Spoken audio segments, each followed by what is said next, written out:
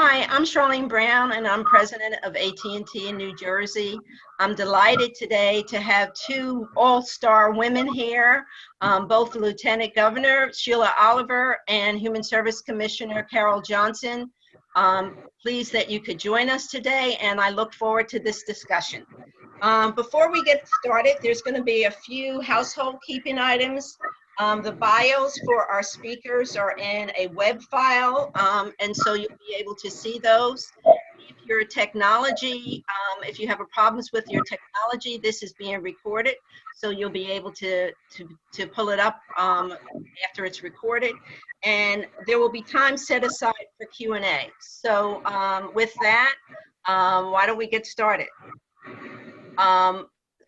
Lieutenant Governor, can you just give us briefly a little bit of your background? Well, I'm a baby boomer, so I often say I came of age during the tumultuous 60s when we were questioning the social and cultural and the mores of the time. I paid attention to contemporary issues as a young person, and pretty much got involved in activism at a very early age. I always felt I had a need to speak up for people who couldn't speak for themselves. And that's probably why I ended up in a career in government, because I understood early on that if the right people sat in the right chairs in a government, they could really improve the quality of life for people. I've worked in the nonprofit sector. I've worked in higher ed. I was a member of the legislature. I served as Speaker of the House for 4 years. And I also served as an Essex County freeholder and an assistant Essex County administrator. I also ran for the county for several years, the employment and training operation, the human services operation, older adults, et cetera, et cetera.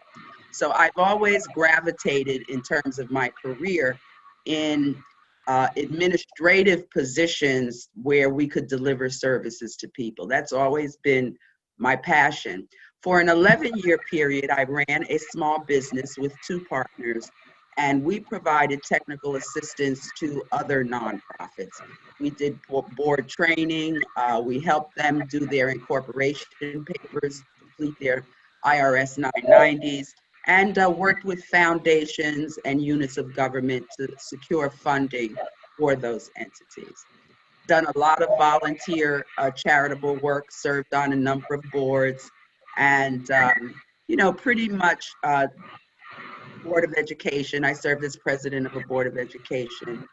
So anything where you could make it happen, I always kind of gravitated toward that in my career.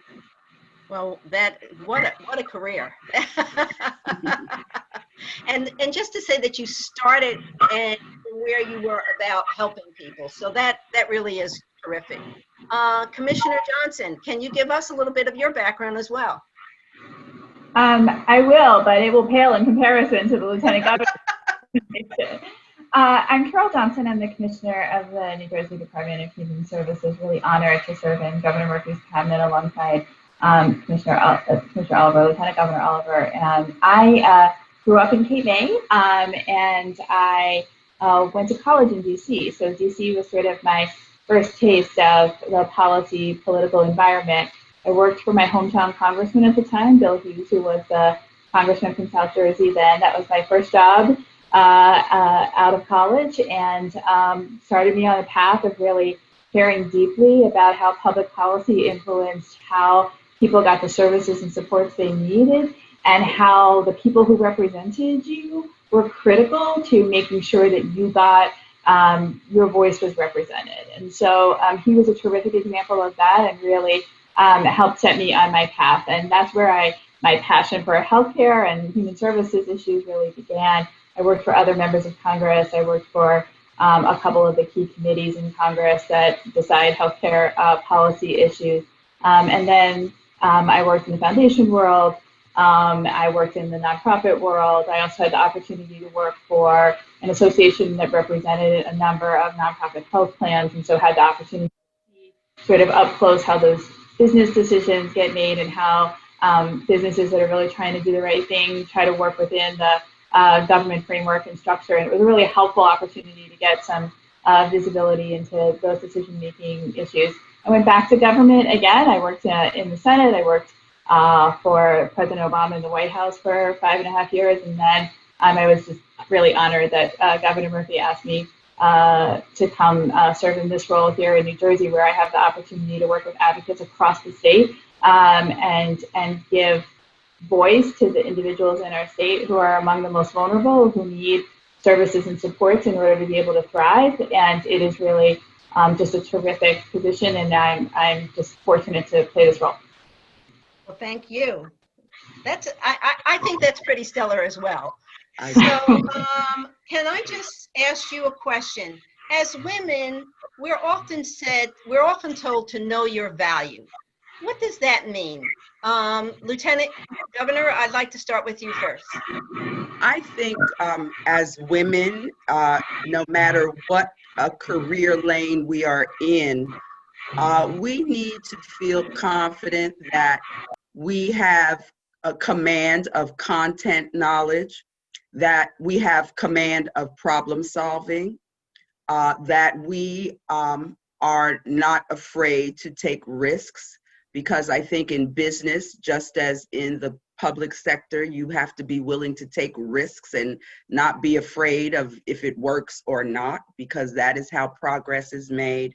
So knowing your value means to me that you know you can bring something to the table, no matter what career you're working in, no matter what sector, no matter what discipline. You know what you know how to solve problems, and you know how to make things work. That's what knowing your value means to me. And often, historically, as women, not as bad today as it was in the past, but always as women, we were generally diminished, whether it be in the boardroom, in the conference room, or whatever cubicle we occupied in the office setting. I think that when you know your value, you think that you can step up comparably to anyone else you're working with, despite the gender, and you know what you bring to the organization. That's what knowing your value means to me. Great, thank you.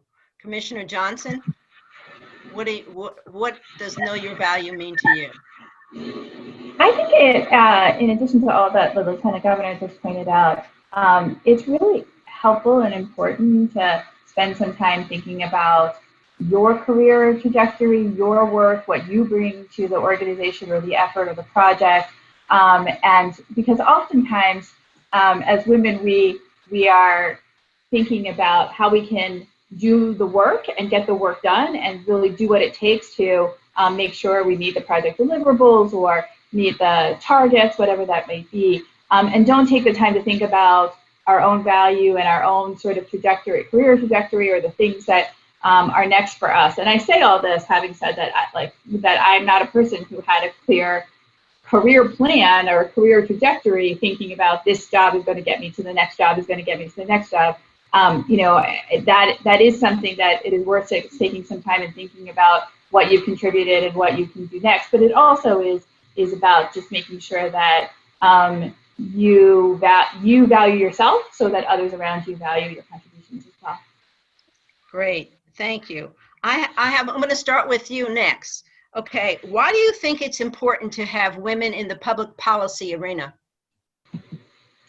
Oh, I think this is a terrific question. I think representation matters.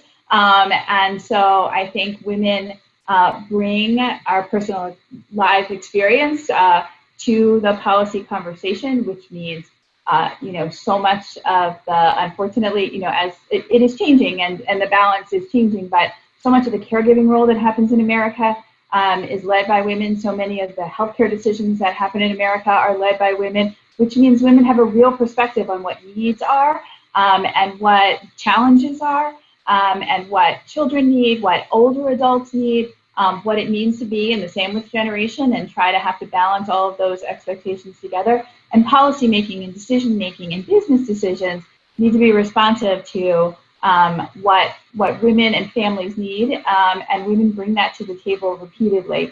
And absent that, we are all diminished for it.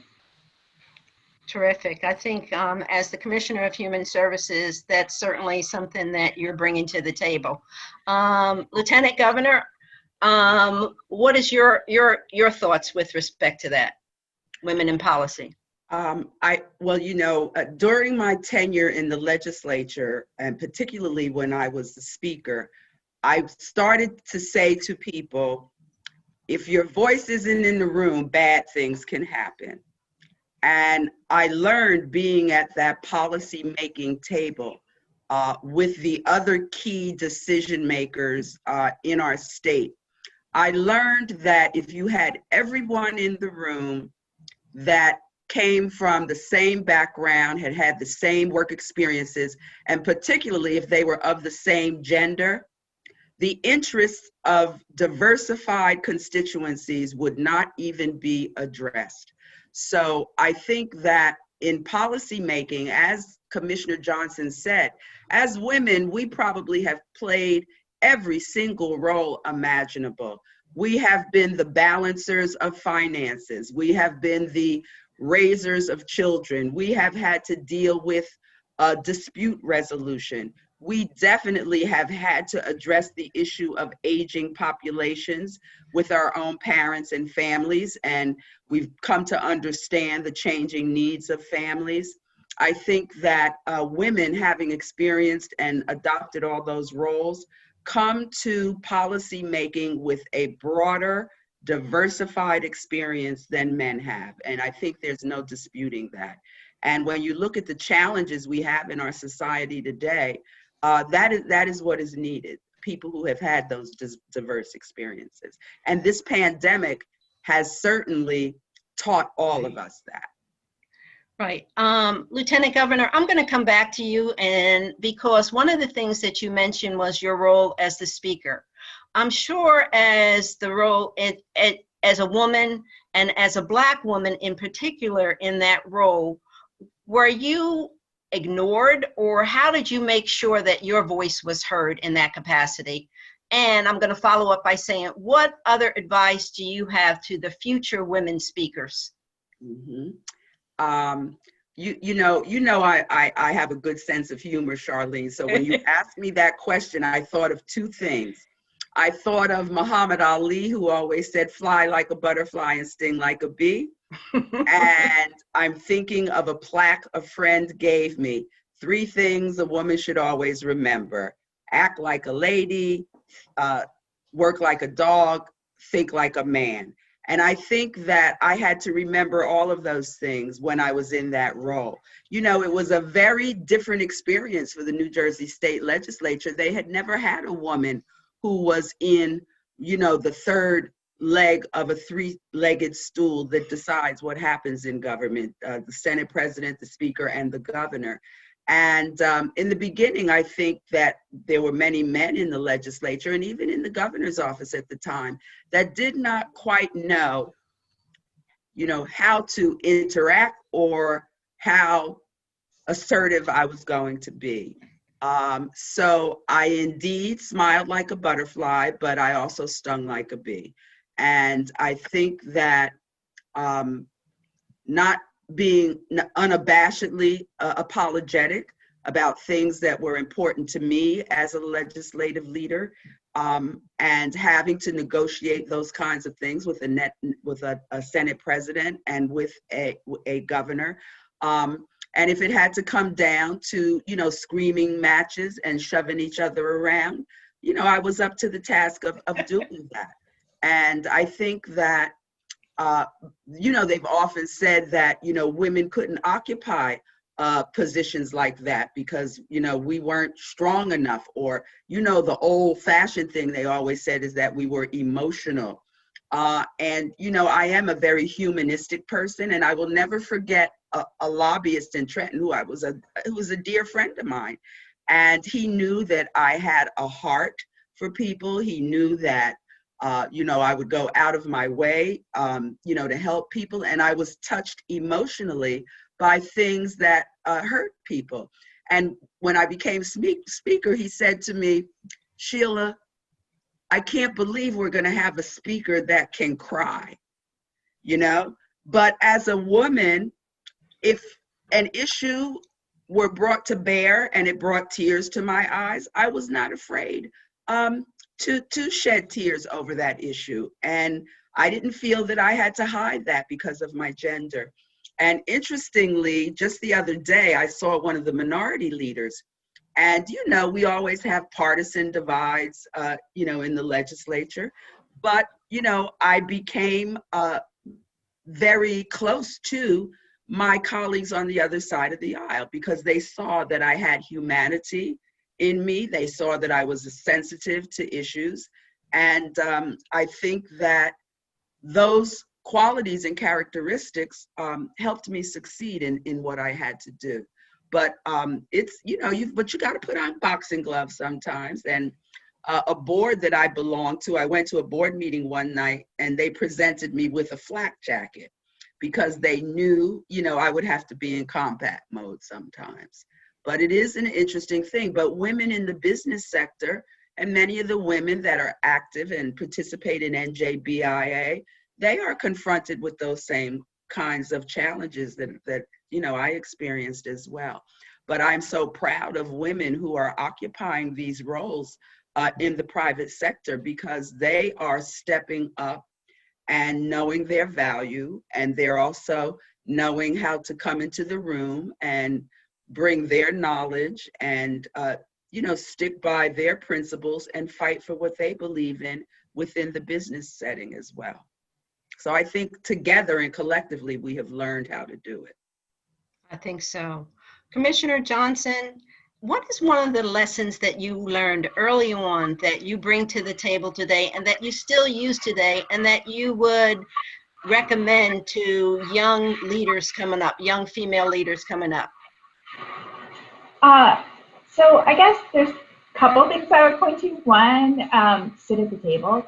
Early on in my career, I was a staffer, right? You always sat in the back and you made sure the principal was prepared. But as you move through your career, that seat at the table is yours and you should claim it.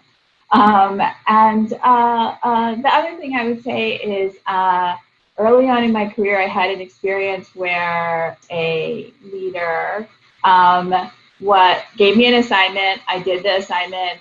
It wasn't exactly as needed. He sent it back to me. I kept doing the assignment until it was right. And I think as a woman manager, I might have just fixed it, right? But in that experience, that learning of doing it until you get it right was good experience because then that never happens again, right? I was always prepared because women are always prepared. And so it was, those are the kinds of lessons I think that are really helpful that you experience early on in your career. And then the third one I would just point to is that very early on in my career, I went to a educational career seminar and a distinguished person who had been in the field for a very long time said, look, you can make mistakes. You can make a mistake, go to the wrong job. You can think it's the right thing. You get to do that once. You get to say oh, I thought this was the right thing. I made a mistake. I'm changing path and going to a job that's a better fit for me. And I've had to do that. And so, you know, those kind of early messages in your career where other women are supportive and sort of give you some rules of the road and really supporting younger women coming up is just a really important part of how we all succeed together. Thank you. I agree. Lieutenant Governor, during the pandemic, Black and Brown communities have been disproportionately impacted.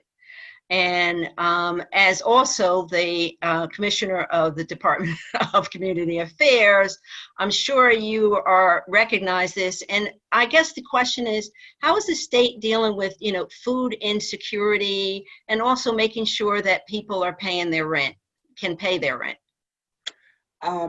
Without question. And as we began to see people laid off from their jobs, we had challenges getting people their unemployment benefits in a timely manner. We had children at home, which meant that in terms of food, parents were confronted with now having to prepare 3 meals a day, where maybe when their children were in school, they only had to prepare one. I would say addressing the issue of food insecurity was the first thing we did as an administration. Commissioner Johnson's department was able to, through the use of federal funds, in collaboration with the Department of Education, provide financial resources to families to assist with food through an expansion of our EBT benefit program. The nonprofits in New Jersey stepped up like you would not believe, and corporations worked with all of the regional food banks. The people of New Jersey stepped up in a big way, not just by donating food, but by writing checks and doing everything they could so there would be no child or family in New Jersey that went hungry. And, I participated and visited many of the locations of these food distributions. It was absolutely awesome.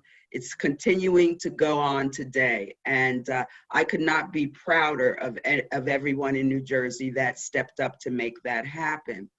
As DCA commissioner, the first thing that I said to the governor as we began to shut down and people were losing income, I told Governor Murphy, I said, Governor, we're going to have to be challenged in terms of people who are going to be unable to pay their rent and their mortgages. And, we have a saying in our service delivery world, significant numbers of people are one paycheck away from homelessness, be it a renter or a mortgage holder. And so as the CARES Act funding began to be allocated to New Jersey, in DCA, the governor was very supportive of us in DCA in creating programs to help people pay rent and to help business owners who had to pay rent. And so we established a rental assistance program in DCA. The turnaround time from conception to implementation was just phenomenal. We did it where people could apply online. Those who did not have technological skills or access to Wi-Fi, we put together a call center.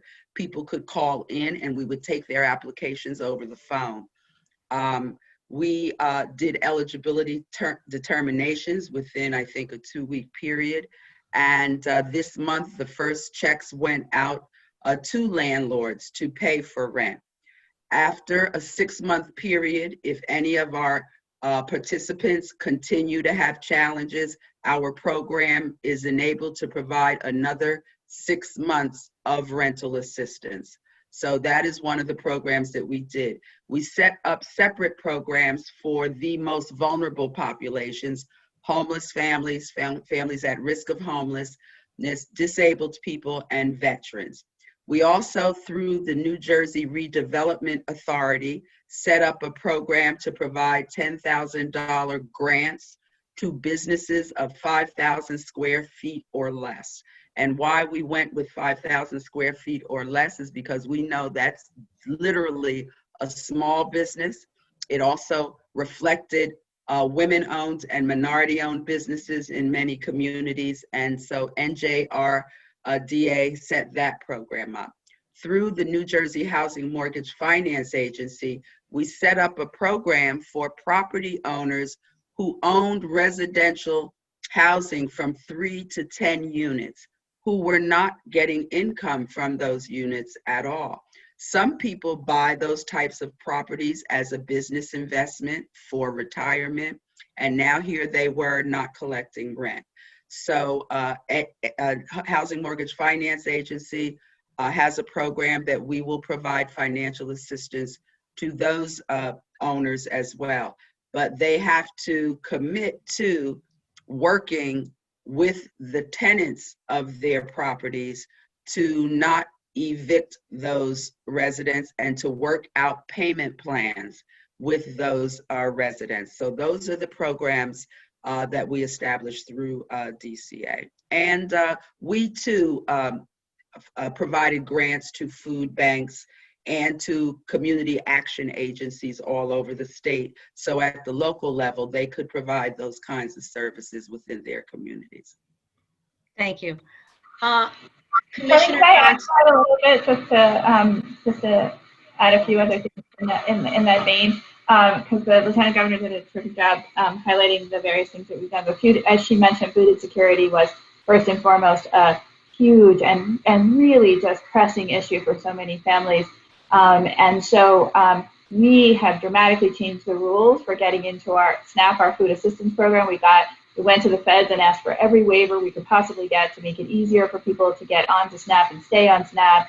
We changed all of our systems so that people could upload all their information directly on the computer and didn't have to go out and mail us a host of paperwork. We got through the CARES Act, we got new money, and we have delivered tens of millions of additional dollars in SNAP benefits to families because of a public health emergency in New Jersey.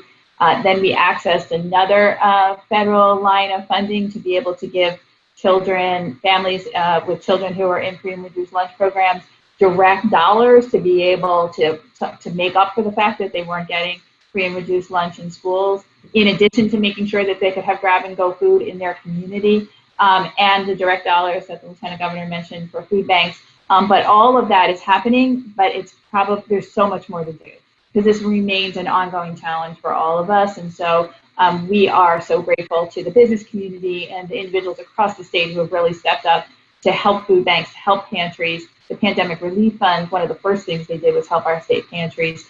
So there's so much more work to do here. We'll continue to use all the policy levers, but we are grateful to New Jerseyans for standing up and helping their neighbors in need.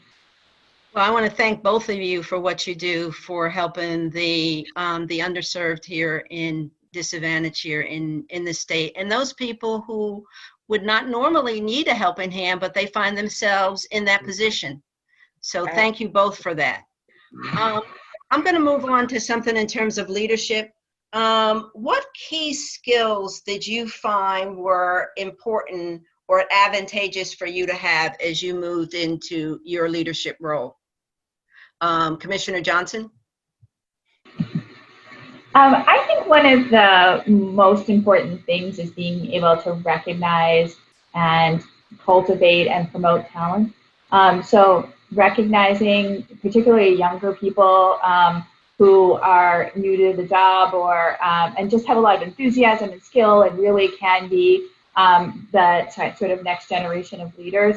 I think it's so important to do that, particularly in government, where there are so many opportunities for people to come do some service in government and then move into careers in the private sector, which is a benefit to all of us when people have sort of an appreciation for both the public and private sector in their work. So I think that that's a very, very important part of it. And transparency and communication, making sure this pandemic has been hard on everyone in New Jersey. It has been so challenging for families across the state as schools have worked on their plans to reopen, but families are trying to work from home and educate their children, or they're in essential jobs, and so they need to be at work and their kids are at home. This has put stress on everyone, including the individuals we serve, but also the individuals who work in our department. And so recognizing that need and recognizing the strain and anxiety that comes with that, and the need for some flexibility to make sure that people who are so dedicated to getting their job done, but have different challenges now, and we have to rethink how we do things in sort of our usual, very structured way. So I think being flexible, transparent, being open, listening to feedback from those who work in the department has just been very important to us in trying to, there's still many things that we are working on to try to get right, but it's been really important to us in making sure that we recognize and value the important work that people are doing. Okay, well, thank you. Lieutenant Governor, I guess you're going to get the last question. So in terms of building your professional network, what would you do and how would you encourage people to build their professional network? I'm smiling at that question because I'm thinking of the current mayor of Paterson. And, you know, some years ago, I taught a class at the Rutgers Business School, and it was called The Theory and Practice of Nonprofit Management. And Mayor Sayi was in my class. And one of the things I repeatedly said to my students was, cultivate your contacts. Cultivate your contacts. It'll help you in managing in the public sector, or if you're going to be a nonprofit administrator. And when he ran for mayor of Paterson and he won, that night he called me and he said, Professor, I did what you said. I cultivated my contacts. And I swore him in when he, you know, became the mayor of Paterson. But I think that is probably the best thing you can do in whatever profession or career that you are in. You must cultivate your contacts because you build a network of support. And any problem that you're challenged with solving, any assignment that you are given, the more people you meet and cultivate professional relationships with, that means that's a person you can shoot an email to and, you know, get access to information or help for a project that you're working on. Or, you know, if you're trying to organize something, you've got people you can count on. But two key things: learn to be a good communicator with people from all walks of life, from all backgrounds, and cultivating those contacts. Building a professional network gets to be so important. And, you know, being lieutenant governor now, you know, people are so amazed that I don't care who you bring in for a meeting, or if I'm assigned a task by the chief of staff, I'm always going to know anybody who's involved, no matter what county they're from, etc. And it's because of a lifelong career of cultivating contacts with people. Well, I want to thank both of you. This has been just very enjoyable and informative, and I look forward to doing this again at some future point. So thanks again. Maybe in person in the future, right? All right. Thanks.